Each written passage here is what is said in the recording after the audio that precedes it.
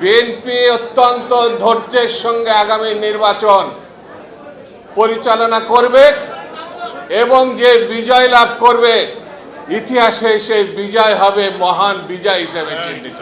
এই পাগল আবার উত্তেজিত হতে পারে। যা ইসলাম ধর্মে নিষিদ্ধ, গীবত গাওয়া, মিথ্যা কথা বলা, যেটাকে ইসলাম নিষিদ্ধ করেছে, তারা ইসলামী দলগুলোর সঙ্গে গিয়ে এই কথাগুলো বলছে, আমাদের প্রতিপক্ষ হতে চাচ্ছে। আমি শেষ কথাটা এইভাবে বলি, যে যেভাবেই প্রচার করুক না কেন, আব্বাস ভাইয়ের মতো অনেকের বিরুদ্ধে যেসব বিশেষণ যুক্ত করছেন, যেভাবেই করুক না কেন, বিএনপি অত্যন্ত ধৈর্যের সঙ্গে আগামী নির্বাচন পরিচালনা করবে এবং যে বিজয় লাভ করবে ইতিহাসে সেই বিজয় হবে মহান বিজয় হিসেবে চিহ্নিত হবে। কারণ এটা দরকার আছে। এই বিজয় না হলে গণতন্ত্র থাকবে না।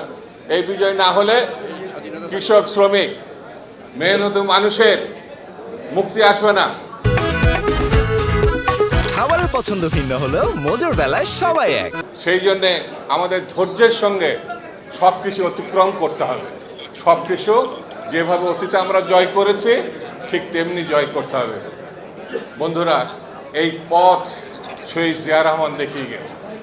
সেই পথ বেয়ে কিন্তু আমরা বেগম খালেদা জিয়ার পেয়েছি।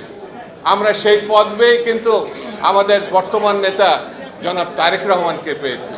যে ধৈর্য, যে মানবতাবোধ, যে গণতন্ত্রের প্রতি নিবিড় আচরণ, সেই নেতা জনাব তারেক রহমান।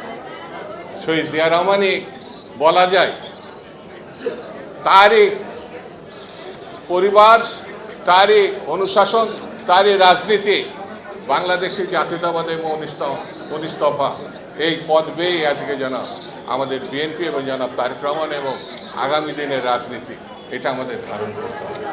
আমি মনে করি শহীদ জিয়ার প্রতি আমরা যত একাত্মতা বোধ করতে পারবো, তার কাছ থেকে যত শিক্ষা গ্রহণ করতে পারবো, তাকে যত আপন লোক হিসাবে আমরা মানতে পারবো, আমরা ততটাই সামনের দিকে এগিয়ে যেতে পারবো। সেই সামনের দিকে এগিয়ে যাওয়ার জন্যে আমি শহীদ জিয়ার প্রতি আরও বেশি অনুগত হওয়ার আহ্বান জানিয়ে সবাইকে ধন্যবাদ জানিয়ে আমি আমার বক্তব্য শেষ করছি। খুদা হাফেজ।